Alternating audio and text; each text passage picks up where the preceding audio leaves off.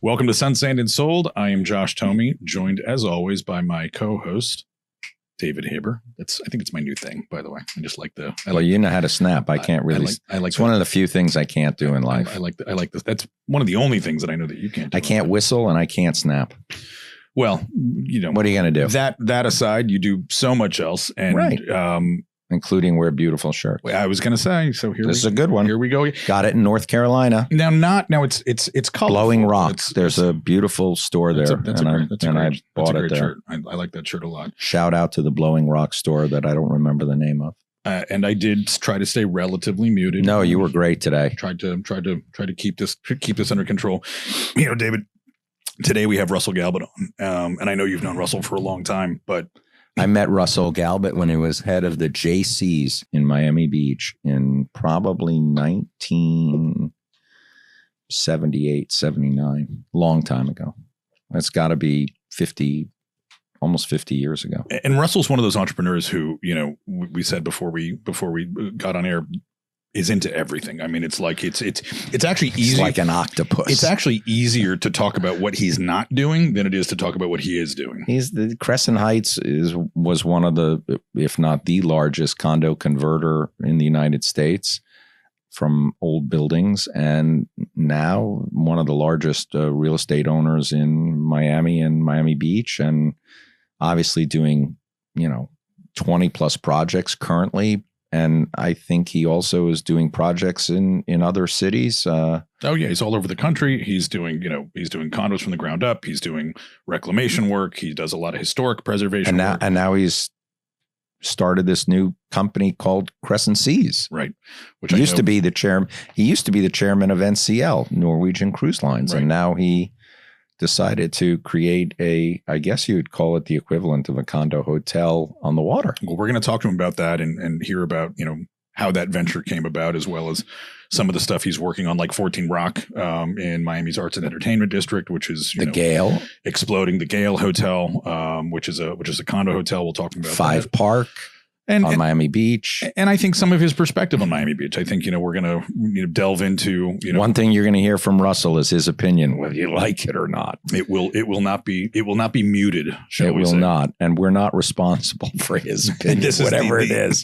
Editorial disclaimer. Right. Editorial disclaimer. His opinion is his opinion, and I'll just keep my mouth shut. Well, before we meet with him, David, you're a Miami Beach native, and you've watched that city change over the years. From your perspective, what is Miami Beach about now?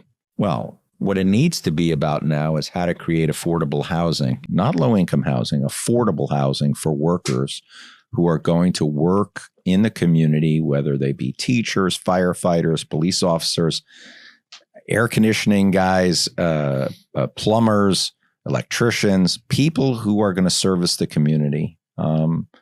Because they can't afford to live there anymore. And of course, people who have children who grew up on Miami Beach, like myself, I want my kids to live close by. Right. I want them to live on Miami Beach. I want to see my grandson, Ariel, and I want him to not be 45 minutes away in Weston or Hollywood or wherever, they can afford to live. I want it to be affordable in Miami Beach. And unfortunately, right now, a starter home is $2+ million.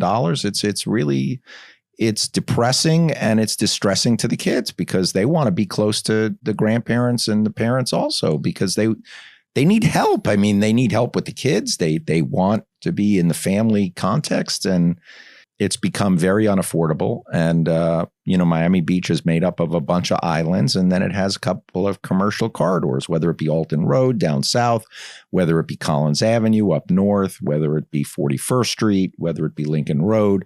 But quite frankly, it's a bunch of islands. Is it too late to reverse course? I mean, is what's done? And to say at this point, even programmatic efforts, even government efforts are going to fall short? I think we're going to have to see how Live Local shakes out for all of Miami-Dade County. And in we know the beach has been particular, very resistant to Live Local. Very resistant. And I don't know what the answer is, but I can tell you that we have to find a solution to transportation, not just on the beach, but all of Dade County, Fort Lauderdale, Broward County, and Palm Beach. We need to resolve transportation issues. Well, and the beach has a different type of transportation issue as well. Putting public transportation aside, the beach probably has the most concentrated traffic issue of all the communities in Miami-Dade. I can tell you getting to and from the beach during rush hour is a virtual impossibility. When my wife and I try to leave our home on Sunset Islands to get to 41st Street to 195 is 20 minutes on Alton Road. It's probably about 3/4 of a mile. It's about, at night or during, early morning before rush hour or, on the weekends. It'll take us 4 minutes, and it's 20 minutes of sitting in bumper to bumper traffic for 15 blocks or 18 blocks. And it is brutal. It's absolutely brutal. And it starts at 3:30, 4 o'clock, and it doesn't end until 6:30 p.m. Right. And while there's obviously a lot of benefit to these beautiful buildings that are going up, we're obviously concentrating more population, more traffic, and maybe more importantly than the population itself is, to your point, the number of employees who have to travel into the beach, because it's basically 100%, because nobody who works on the beach lives on the beach by and large. Unless they live in North Beach in these cheap apartments that are 60, 70 years old. No, which may be going away anyway. I presume they'll go away with terminations of condominiums, which I think is in many ways a good thing. But I do think that you have to find a method to provide affordable housing in our county, and especially on the beach and other areas where, traffic is just impossible. I think there are certain parts of Coral Gables that the traffic is impossible. Of course, we know Brickell has impossible traffic, and downtown and Edgewater, is becoming the Biscayne corridor to go up Biscayne. If I go from Wynwood, from the Haber Law Office, and I try to go north to 36th Street, it's bumper to bumper from 4 o'clock also to 6:30, 7 o'clock at night. Right. And there's a degree of expectation around super concentrated commercial areas where that sort of comes with the territory, like Brickell. But when you start to talk about the beach is principally residential, and it's got obviously it's got a lot of hotels, but, it's an enormous amount of residential development. And again, there's the people who are commuting into the beach are not commuting from the beach or other parts of the beach for the most part. When we have, whether it's an electrician or a plumber or the pool guy. And they hear Miami Beach. And they not only hear Miami Beach, when they have to come to Miami Beach. I remember the air conditioning guy came a couple of weeks ago. Shout out to our air conditioning guy. Used to bring us eggs, but he got rid of all of his chickens. Apparently, he built a condo. No, I think a wolf ate them lives down in the Redlands. That's a sad digression. A wolf ate his chickens. But great eggs, orange yolk, right. Beautiful. In any event, he left early, and it took him 2 hours and 20 minutes to get from the Redlands to Miami Beach. Right. That's not sustainable to work. And not when you have population expansion to the west and south of the city. And he's probably got clients that he could be picking up there and to say, am I going to drive 2 hours to service a client? Yeah, but the company sends you. Here's the problem. The company sends you, and where are these people coming from? Where they live. Right. And the problem is, and then, of course, the pricing becomes very difficult because they know that going to the beach is so expensive. That's why construction on the beach is so expensive. When I was a property manager on Fisher Island. People would hear Fisher Island. I can only imagine in these days, I haven't worked on Fisher Island in years, but, duplicative, not only do I have to go to the beach, I got to take a ferry, across to the island. And I got to imagine there's probably some people driving 3 hours one direction just to get to a place like that. So, look, I think Miami Beach. I don't know that there are simple answers, but I know that it requires one thing that I really believe is that it's going to require a public-private partnership, and it's going to require the developers and the business people to get on the same page with politicians. When they're not on the same page, it's chaos. When they get on the same page, it can be very productive. And I think you may hear Russell always has frustrations because Russell wants to get everything done today. Well, he's also from an era in Miami Beach where you could get things done today. Right. Well, that was a long lost ago era, right, when you could get a building permit in a week or two. Right. Now it's it's 6 months or 3 months. And a lot of that's because, building codes have changed and things are much more difficult. And they have tremendous numbers of permit applications, both residential and commercial. We've outgrown our building departments. There's no question. Every one of the building departments, you and I have talked about this. Even the Haber Law parking lot took 3 years to get to get permitted. I've had a house in permit for a year solid just to get through some. And you're not done. Just to get through some of that. But, David, I think that, one of the things that we've heard repetitively from guests, whether they be politicians or developers or other industry professionals, is what you're keying on, that public-private partnership is to say it's really translating for saying people have to work together. If we don't work together, it's not going to work. The self-interest stuff does not work the way it might have years ago. And frankly, now, because of all of the new legislation, because of requirements, that there have to be driving forces, working together. There's a gravitational effect. I really like what, Howard Weinberg, mayor of Aventura, did, where he sat down with Related and George Perez and he said, look, let's make this work. We'll give you this land. You give us a park. You give us a school. Right. We'll give you more density. You'll give us some hero housing and we'll let you build X, Y, Z. Right. That kind of foresight and that kind of creativity is what we need throughout South Florida.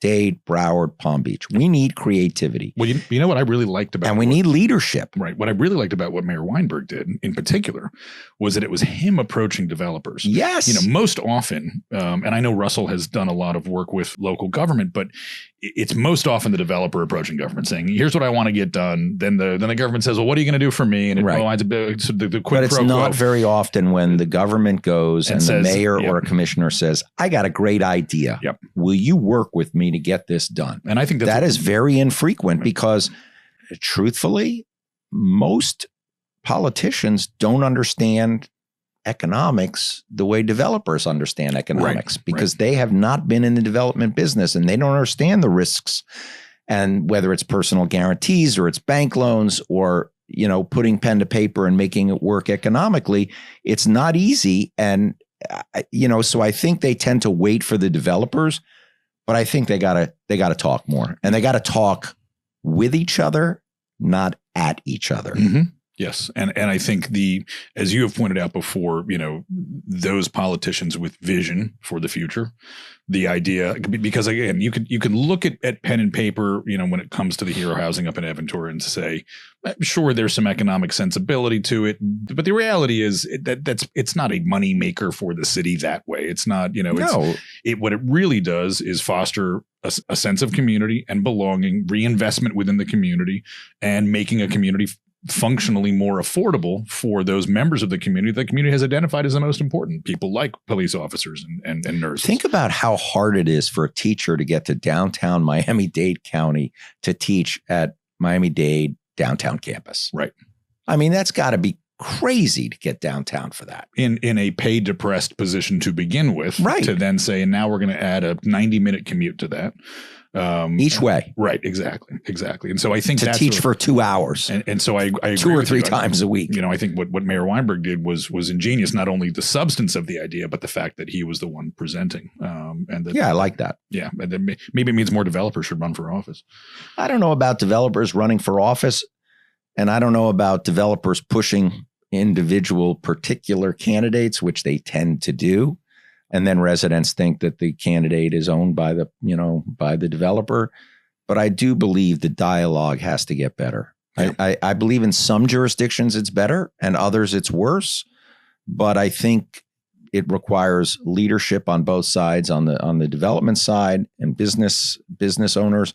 And I think it takes leadership on the government side to, in some cases, hold their nose and say, look, it ain't going to be perfect for everybody, but we got to make something happen here. Right. And there's also a lot of win-win opportunities that are sitting out there. I mean, North Beach in Miami Beach is a perfect win-win opportunity. That is a win-win opportunity that has not happened in 30 years. It hasn't happened. I think what Russell's doing in the Arts and Entertainment District in Overtown is win-win, because we know it's been an economically and development depressed community. Well, and the same with the 11 brand. And to say now creating a neighborhood that was part of the neighborhood that was bifurcated during the old 95 project. We know the long history there. They're going to 35-acre park that's stretching across there. All these residents being developed.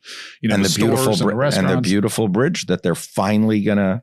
I don't know when they're going to finish it. I could tell you I do everything I can to not go over the 5th Street 395 Causeway because it's insane. It is. One day it'll be finished. It will be. And by the time it gets finished, we'll need a new version of it. Right. Exactly. That's the problem with transportation is by the time they actually build what they thought of 15 years ago, they don't have enough room anymore. So I was talking to a developer client of mine just a couple days ago, and we were talking about the bridge and that the point of origin of that bridge's core traffic design was 17 years ago. Right. 17 years ago. And let's say it finishes in a year. Right. Okay. Now you're talking 18 years from concept to delivery. Right.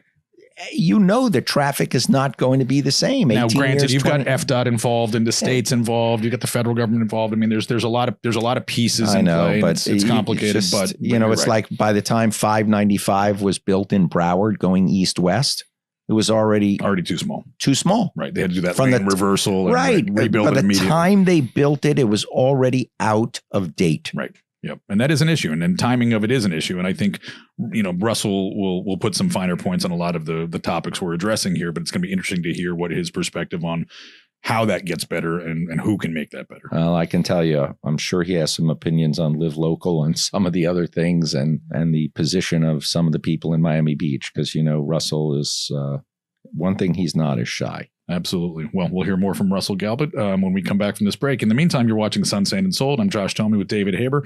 Join us, as always, on all of your favorite streaming and social media platforms. We'll be right back.